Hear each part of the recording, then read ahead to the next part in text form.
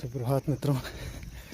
आप अगर खर्राटे लेते हैं या आपको ज़्यादा खर्राटे आते हैं तो आपको नियमित व्यायाम करने से अगर आपका वज़न कम होता है तो आपके खर्राटे लेने की फ्रीक्वेंसी भी कम हो जाती है और इंटेंसिटी भी कम हो जाती है। ये पूरा इलाज तो नहीं है, लेकिन खर्राटों से होने वाले नुकसान से आपको बहुत बचत मिलती है।